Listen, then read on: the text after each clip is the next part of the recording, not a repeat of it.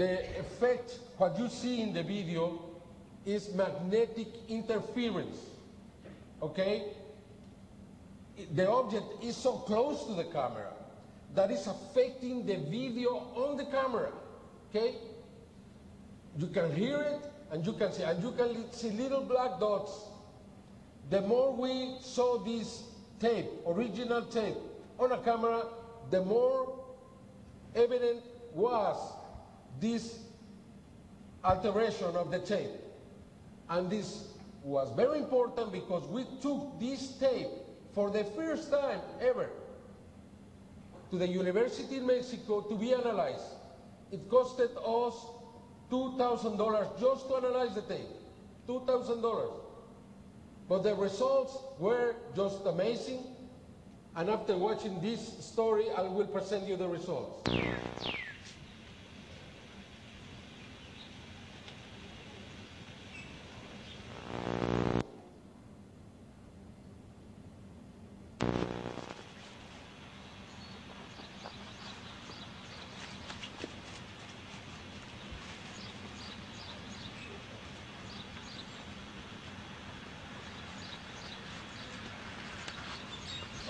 He recorded the object almost for 3 minutes, very close. The object affected 2 transformers in the area that were burned. They had to be changed. His cellular phone stopped working. He had physical problems with his memory. He was affected very much. You can see the black dots there. They are not there. It's the tape. The tape was affected. The energy was very, very strong. Sometimes these objects are dangerous. Dangerous because they have this energy around them.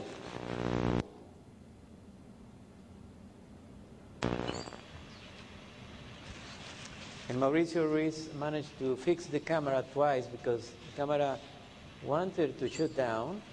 He was very concerned and tried to fix down and continue filming. I believe this is one of the best videos that have ever been taken here in the US, and I can tell you, I can put my hand on fire for this video. This video is absolutely real, and the object produced magnetism. And this, I have the analysis with the logo of the University of Mexico to prove it. After the university realized what they had done, they called me and said, we want equal time in TV to say that it's not an extraterrestrial object. And I said, well, I never said that. I said that we found magnetism. And they couldn't prove, they wanted to discredit their own investigation. Can you believe that? They want to discredit the scientists who did it. It's true. They didn't know what to do. But they had the rope in their neck. Thank you. Now, let's listen this incredible, funny man, incredible man. He worked with the police in Houston, in the Alvin area. He's a very honest man, very clean, very nice family. There is no reason not to believe in this incredible story.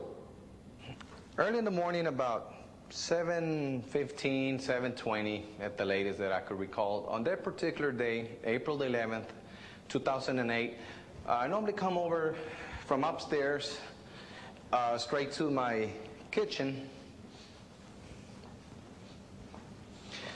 I try to get something here for my dogs. That I have 2 dogs, and I like to feed them something all the time.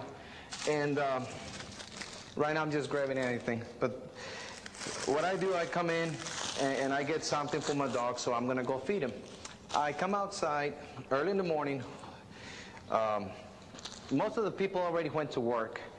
And I bring my dogs. Here, Chewy. Come on. Good boy. I feed my dogs every morning. Come out here to the yard.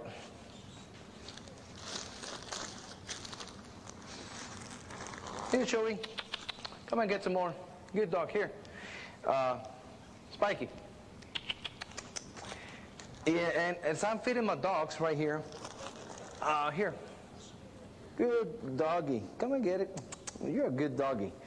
I was feeding my dogs right here, and all of a sudden, you know, as I'm turning towards, you know, the horizon, towards the house and the pine tree, I noticed something that's not out of something's out of the ordinary, like a speck of something dark. And I focused myself, and I said, I kind of I looked at it for a while, and I just couldn't believe what I was seeing. So what I did, I ran inside to my house. I had the camera, my video camera, sitting there by the TV, and I grabbed it real quick because I had used it on Easter Sunday with my family, and I let it sit right there for a while. So what I did, I brought the camera, and the dog, Chuito here, he was here, as well as the other dog, and when I noticed the object, I grabbed my camera immediately, and I started to videotape from that angle. But he was growling. He was like, and I said, and I just petted him, but I couldn't talk. I didn't know what to say. I was just speechless, like they say. So what came to my mind, videotape, keep the camera going. So I'm out here, and I'm videotaping, and I'm trying to hold on to the dog. And when I noticed the object moved, either my hand shaked a little bit, and I felt some sensation, something, but I was just too shocked, you know, I didn't know what was going on. But that thing really didn't look like a plane or anything. It looked something like round, and it had something at the bottom that kind of shined, but I couldn't tell, so I got my camera, and I zoomed in. That's when I noticed the top part was either going around, it looked like, and then at one time, he did this. But when he did that, my camera captured it, but something happened. You know, I couldn't keep going. And then the object, what he did, it went up, and then he stopped. And then he went like this. And then it went up, and came all the way up. That's when I tried to close in.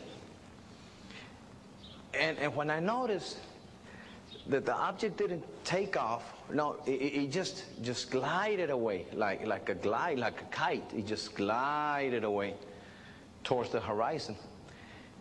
And I just couldn't understand it. I looked at my camera, took it inside, and that's when I said, wow, I got it on tape. But at first I didn't think I got it on tape because the camera don't show it. That's funny. I said, oh. And you have to put it on pause, and it comes out, the picture, the video. But if you let it go play, you won't see it. And then all of a sudden when it stops, you could film it. You could actually videotape it. I mean, this incident here, I don't know what happened. I'm not used to this. If people say, we saw the video, but where's your voice? Say something. Well, I'll be honest. I wanted to say something, but I couldn't. Even the dogs were not saying. They normally bark like whoa, whoa. But this time they were just like trying to bark, but they couldn't. I had the same thing. I was just telling in my mind, quiet, quiet. That thing, like if it was just